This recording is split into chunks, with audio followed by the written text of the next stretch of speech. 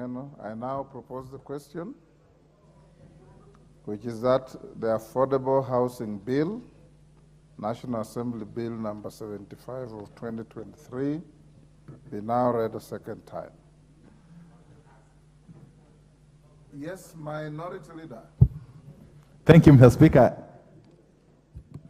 for having given me the first bite of the cherry.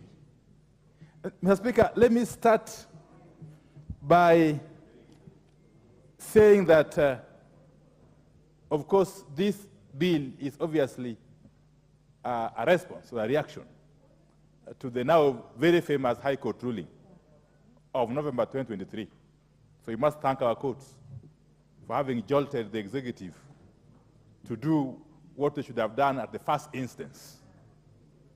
But we must also take cognizance of the fact that even as we debate this bill, the matter is still live in court. It is still lying in the Court of Appeal, pending determination. That notwithstanding, let me make the following comments. That if you look at the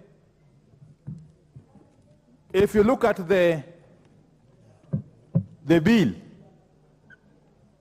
the introduction to the bill itself, it states categorically that this is an act, that's a bill for an act of parliament to give effect to Article 43(1)(b) of the Constitution, to provide a framework for access to affordable housing and for connected purposes. The Speaker, from the outset, the question one would want to ask, and to ask repeatedly, how on earth is this bill once, if it is passed and it becomes law, how is it going to contribute to the realization of the right under Article 43(1)(b) of the Constitution? Mr. Speaker, it might be important for me to just read the Article 43(1)(b) for the benefit of members who may not have their Constitution with them, the copies of the Constitution with them. Mr. Speaker, at Article 43(1)(b), the Constitution requires or dictates that every person has the right to accessible and adequate housing. Every person has the right to accessible and adequate housing and to reasonable standards of sanitation. And if you want to understand clearly how this bill is not solving the problem, is not addressing the matter of the realization of the right under Article 43(1)(b), you simply go to the paragraph at page 2126 of the bill itself. The paragraph dealing with eligibility criteria and application procedure for affordable housing unit. But before I go there, let me now thank the authors of this bill. I wish you could allow Honorable Chunga to listen to me. Let me thank the authors of this bill for having come out now clearly that unlike what we are being told, unlike what was being sold to us through the now infamous Finance Bill 2023, that it is now clear in this bill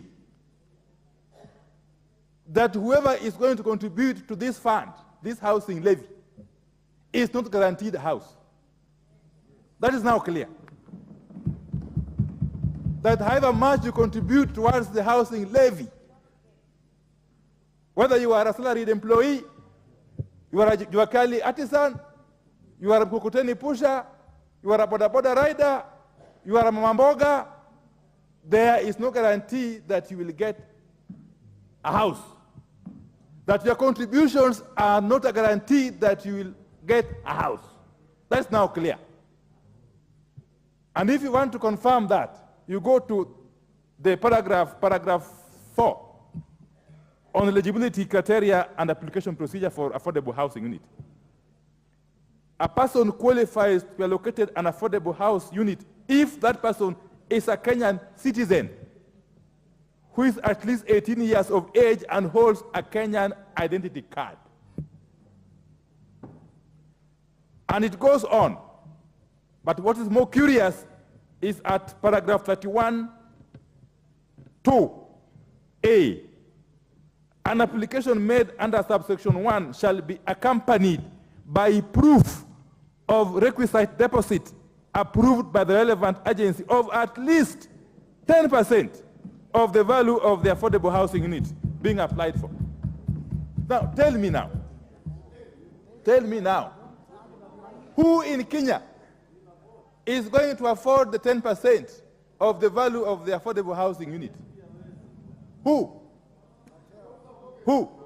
What we are simply doing is to create opportunities for the people who are already propertied, like you and me, people who are already wealthy, to be able to use proxies to deposit the 10% of the value of those units and acquire as many units as possible. How have you addressed the issue of access to housing under Article 43(1)(b)? Tell me. I need to be educated. Tell me. How? How, Honorable Chunga, my good friend? How? I need to be educated. So, we are simply trying to respond to the queries, the very fundamental queries that were raised by the High Court. My submission is that this bill does not cure the deficiencies that were apparent in the Finance Bill 2023. It does not cure. Mr. Speaker, you must also understand that in this country, even those people who may want decent houses to be able to move from their current dwellings, the shanties as we call them, may not be able to, as a result of other competing needs for the little money that they have. So what then should have happened? And this is something we have said over and over. We have said as Azimio over and over that we are not opposed to the issue of affordable housing. As a matter of fact, the issue of affordable housing was in our manifesto. The point of departure is the implementation. As Azimio, we would have wanted to implement this policy by simply having Parliament appropriate money from Kenyan taxpayers' money. Simply collect taxes in a normal manner and appropriate part of that money to go and construct the houses. No, you're not doing it. You are simply creating new taxes. You are simply creating new taxes earmarked for the housing units. What you are saying, what you are doing, is simply overburdening Kenyans to create houses for the benefit of a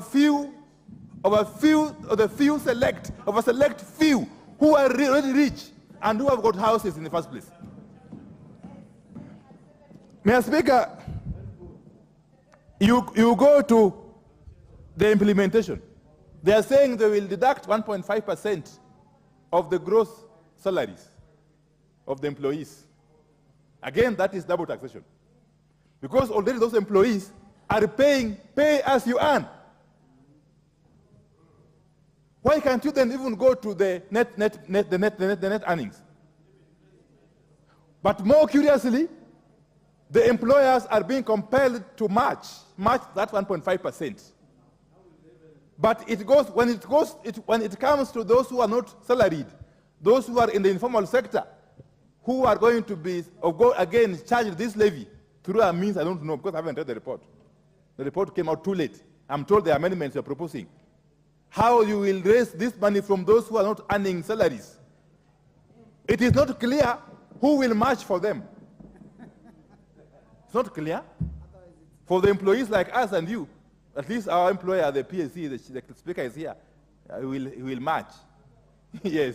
But for the Mamboga, who will match for the Mamboga, Mr. Speaker? Who will match the contribution for the border rider?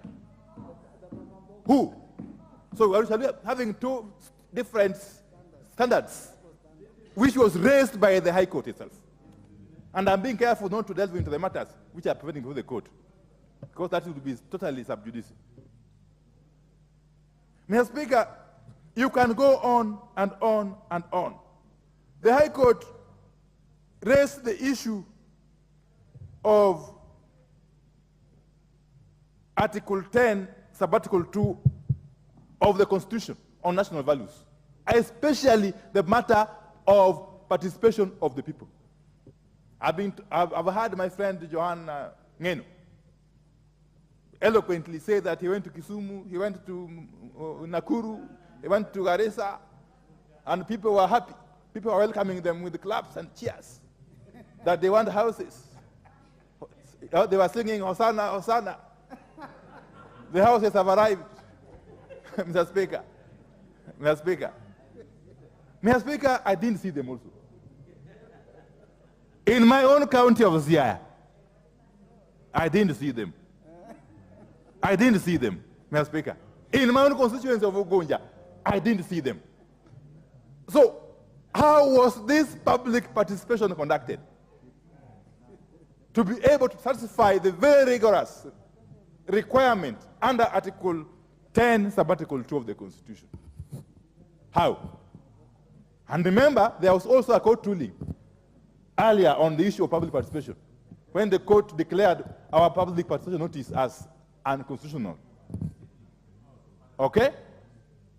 You need to learn law, some law, for you to understand that, Honorable Buyer, yeah. Yeah. Mr. Speaker,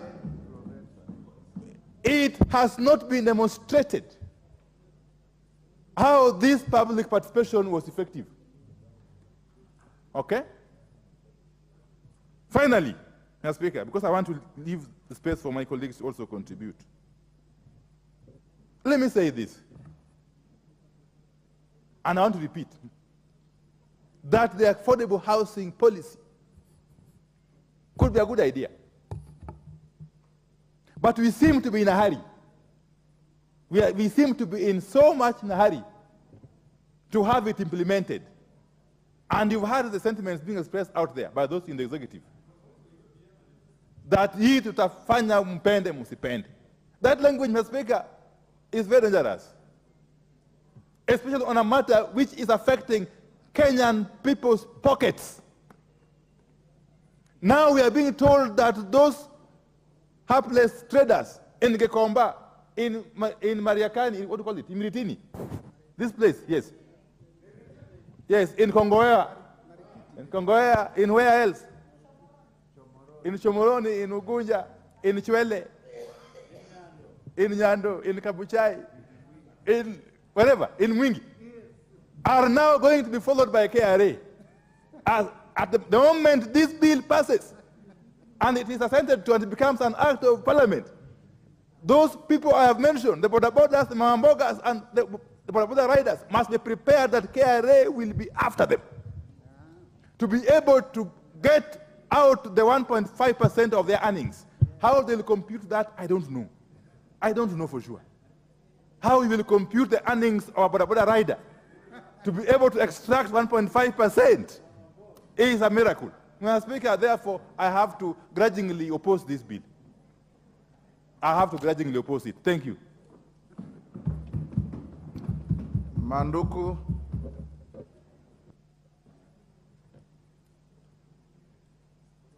Daniel Manduku. Thank you, Mr. Speaker.